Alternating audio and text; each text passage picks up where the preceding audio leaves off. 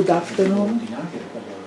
First of all, I apologize for my bad English, but I hope you will understand anyway.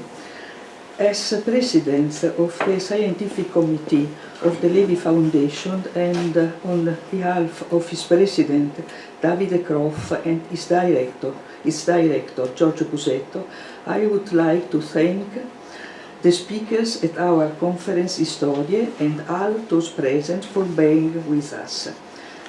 This conference is part of a rational research strategy in a field which has always distinguished the activities of the Levi Foundation, guided from 1987 to 2006 by Giulio Cattina, world-renowned professor of the University of Padua, and for the following 6 years by his pupil Antonio Lovato, responsible for medieval and Renaissance music at the same university. The research seminars and conferences carried out at the Levi Foundation on medieval liturgical chant have always been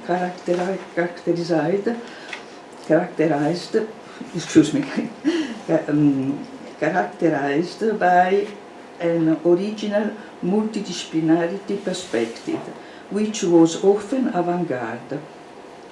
The conference, held on 1991 on psalmody in the Hebrew and Christian tradition, did not only take into consideration specificities and analogies of the Hebrew, Byzantine, Slavic, Old Roman and Ambrosian repertoires, but also the traditional oral repertoires of northern Italy, underlying even then the importance of methodological integration between musicological and ethnomusicological sectors. You was here at that time. In 1992, studies were begun on the stratification and itineraries of the troops in High Middle Age between San Marco, northern Italy, and the north, which led to extraordinary results that had never before been achieved, revolutionizing the knowledge gathered until then on this liturgical genre. In the conference Musica e Liturgia San Marco, 1994, the analysis of liturgical music in the Cathedral of Venice was comparatively projected onto several different traditions of the cult of saints as they emerged from the Sanctorale and from the Historiae in a homogeneous area, including Venice, Aquileia, Verona, and Padua, thus highlighting their relations. You were there, Rankin, Baroffio were there, and Susan Rankin is now a member of our scientific committee. The International Seminar of Study on the Liturgical Chant in Aquileia, Patriarcato, and the confining European regions, held in the year 2002, has, on the other hand, led to an innovative study on the sequence analyzed through the combined notion of transfer as interpretive model of itinerary and of reception. And here was you, Marco, were here, Marco Gozzi, Professor Baroffio, Hiley, you too, David, and Sogani.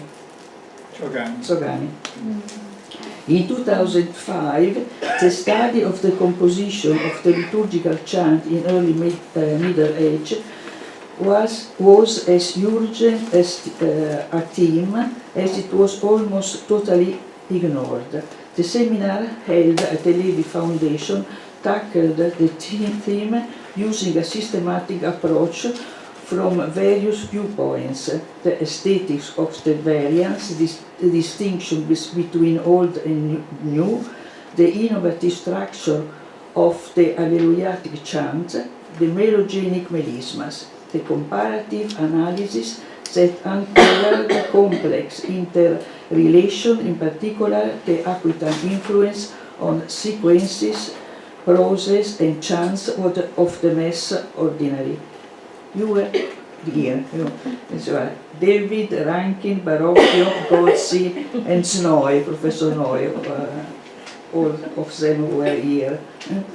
Numerous research projects have also been carried out by Antonio Lovato, for example about the musical composition of monodic passions in the Middle Ages in Veneto, and about the presence of music in the Schole Grammatiche. At the same time, since 1990, an important job of cataloguing liturgical musical funds in the Veneto area has been realized. The chapter archive of the Cathedral of Ardea, the chapter library of the Dome of Treviso, the chapter library of Padua, the chapter library of the Dome of Castelfranco Veneto, the oratory of the Philippines, Fathers, and the Bishops' Seminary in Chioggia, the funds of Santa Maria della Consolazione in Venezia, monographic volumes, catalogs, convention proceedings, journals as Note d'Archivio per la Storia Musicale, and more important, since 1993, Musica e Storia, where papers originated from the study seminars have been published,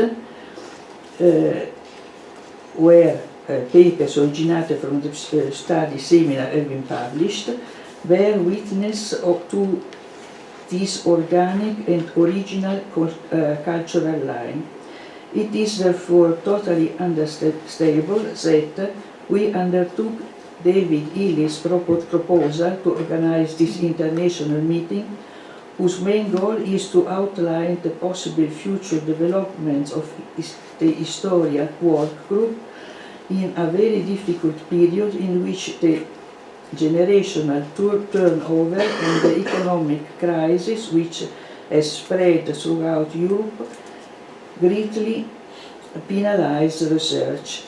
Convinced of the favorable outcome of this encounter, midway between a seminar and a conference, I would like to thank the speakers for having accepted to send their lectures beforehand, accessible to other participants, in order to facilitate the exchange of information and opinions, in the hopes that at the conclusion of the conference, its aims of international coordination and the creation of an Italian Historia work group will be achieved. I wish you all the best in your work days in Venice. Thank you.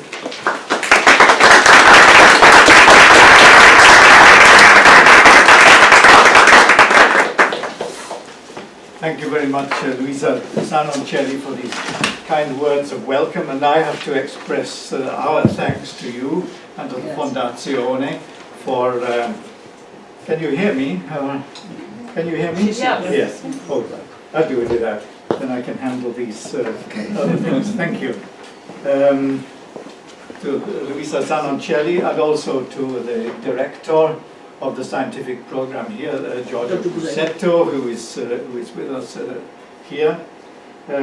I should also include a word of thanks to the Thyssen-Stiftung, who will be paying all your travel expenses. In fact, one person's travel expenses have already been paid before the conference. So, but if you could, I'll send a request for all your documentation after the end of the conference. I approached the Fondazione Levi precisely because of all the marvelous work in supporting chant research which the Fondazione has accomplished over the years. Luisa Zanoncelli has mentioned some of the conferences that have taken place here and resulted in publications. I was reading, doing my homework, I was reading essays in one of the Musica Historia volumes, which, if you're not well acquainted with them, then do take the chance to look at them all, the blue volumes there. The one I have here has essays by Dopsai and Sendre, who are not with us. Also Baroffio, I see, and Marco Gozzi is already here. These are big, substantial contributions to chant research. And there are even larger publications have come from here. Giulio Cattin's 3-volume study of music and liturgy in San Marco, with transcriptions of 1820 Historiae, I think. If you don't know that volume, that's something else to look at. And I also am thinking of the very substantial volume on the Itinerari dei Troppi that also emanated from meetings here. Very impressive work. And then, besides the conferences which Luisa Zanoncelli mentioned, of course, fresh in our memories is the big Cantus Planus meeting in 2014, which was very generously supported by the Fondazione. Took place out on San Servo, not in this building here, of course. That was a much bigger affair. Now, my involvement with Historiae goes back, I think I could date it to about 1993. I'm thinking of the Cantus Planus meeting which took place in Eger in Hungary, and a discussion session, a sort of plenary session, where we were exchanging ideas about how we could follow up our interest in Historiae. They hadn't played a great part in the research activity of many members, but suddenly from the floor came all sorts of ideas about what we could do. That was then the beginning of the launching of the Historiae publication series, these green books which some of you will know. A couple of years later, then just 2 years after that meeting, Barbara Haig was able to publish 2 offices in honour of St. Elizabeth, the Hungarian one and the more German one, the Cambrai one. So that was when I became quite heavily involved with Historiae, and also in Regensburg we managed to get money from the Deutsche Forschungsgemeinschaft for a research project where Roman Hankel, who was also with us, who was my right-hand man, in fact he was both hands really, did so much work, and that's been fed into research, and you'll hear more about it tomorrow morning. I'll tell you more about him tomorrow. Anyway, this gradually I thought we should, as it were, finish off some of the business which was left incomplete at that the time of that research project. Nowadays, when you apply for money for a research project of that sort, you also include some funding for a conference. And we never had a conference in those days. It wasn't quite so fashionable as it's become since then. And so because of all the good work that the Fondazione had done for chant research, I then turned to Luisa Zanoncelli. I also knew that Susan Rankin was one of the members of the scientific committee of the program research committee of the Fondazione. So I thought that we would support for the proposal I sent in, and that was the case. And I must say, everything has gone so unbureaucratically, so simply and easily once the original proposal has been accepted. I'm very, very grateful indeed that you've made life for me so easy, and you will enjoy your hospitality here, of course. We formed then a Comitato Scientifico with Luisa and myself, but with Susan and Roman Hankel and Marco Gozzi, of course, as the local matador, as they call it, one of our Italian experts on chant over many years. The purpose of the meeting has become clear, I think, to everybody here. We're here to learn what each of us has been doing, different repertories, different approaches and methods. Over 2 days, tomorrow we shall be concentrating, as it were, on overarching ideas concerning history of any provenance. Whereas on Saturday we shall be looking more closely at individual repertories. So I thought it would be good to arrange things that way. The general concerns, the ways of approaching Historiae tomorrow, and then the actual items from the repertories, spanning not all of Europe, but a certain cross-section of Europe, starting up in the Low Countries, coming through France and Germany, and of course ending on a high note, I suppose, in Italy on Sunday afternoon, Saturday afternoon.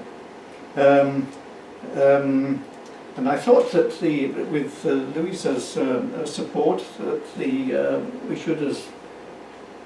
should distribute as much material as possible in advance, so that people would become prepared for live discussion.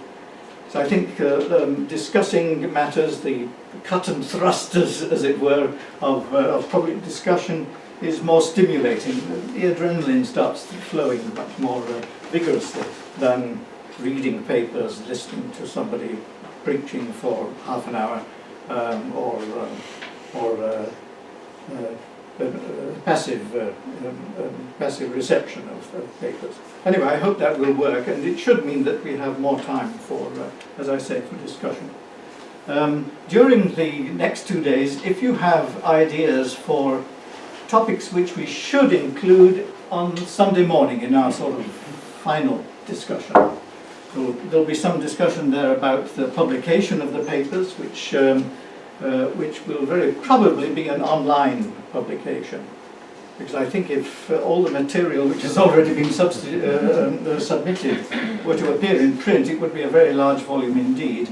Online publication also has advantages in that the number of appendices and the transcriptions and so on can be expanded much more than would be possible in printed form. But that's something which we can also discuss on Sunday. If you would like to speak to me before the Sunday morning, or any other members of our scientific committee about topics you think are very important for our final discussion, then please say so. But we'll ask around at the beginning of Sunday morning to make sure that all the important points will be covered. It only remains to mention one thing. I don't have a copy of it here, but in your folders there's a green book. I should perhaps explain why it's there. It's some of you will already know the have heard the sad news that Schneider Tutzing, the publishers, who over the years they've published an immense amount of musicological literature, including several university series. They've now stopped publishing anything to do with music at all. This is one of the older volumes, and because I was involved in editing it, I quickly got as many of the old copies as I could, and that's the result. You get one each. That was something interesting. Now then, you already have a little notice to say that later this evening, after Susan's lecture, we shall have a short break so that you can go and get your coats and anything else for a quick walk along through the square to the restaurant in Pacareto for dinner. That's the concluding event of our first day. So now at last, after all that introduction, we can turn to the main event of the evening, which is Susan's paper. Now, I'm not going to spend a long time introducing Susan. You already have a curriculum vitae in this very nicely produced brochure. Everybody's curriculum vitae is there after the abstract of their paper. I would just, Susan's amazing work, you'll have read several of her articles, I'm sure, and also looked with admiration at the facsimiles and the accompanying essays that she published with Wolfhard on the two earliest St. Gallen tropers and sequentials. And also, if you're lucky, you'll have looked at her facsimile and again extremely authoritative introduction to the Winchester Troper manuscript in Corpus Christi College, Cambridge, 473. I tried to get a new copy of that recently, but it's out of print. It's obviously a bestseller. Some It's people already been reprinted, so Is it? so the reprints are there. Ah, well, that's good news. Yeah. I had the impression people were eating Winchester tropes for breakfast or something instead of cornflakes. Because I shall ask them what they can do. yes, oh, well, that's very good news. Another of Susan's marvellous publications. But all I wanted to say was that if you can see at the end of the curriculum vitae here that she was elected a Fellow of the British Academy in 2009. Also, shortly afterwards, corresponding member of the American Musicological Society and of the Medieval Academy of America. I just want to say one thing, that these are very important signs of recognition, of course, of Susan's marvellous work, but it's a recognition of the standing of chance research in international scholarship.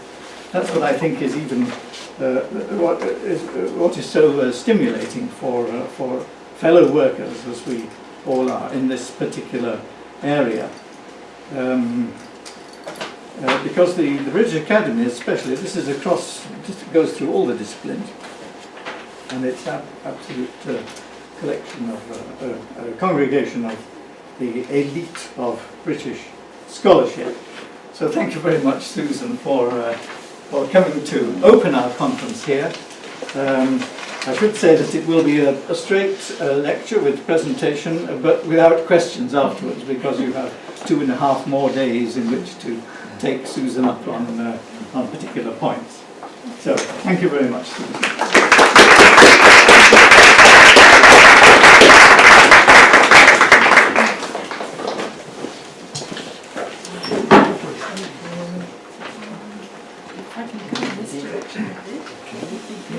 So that I can see. Okay.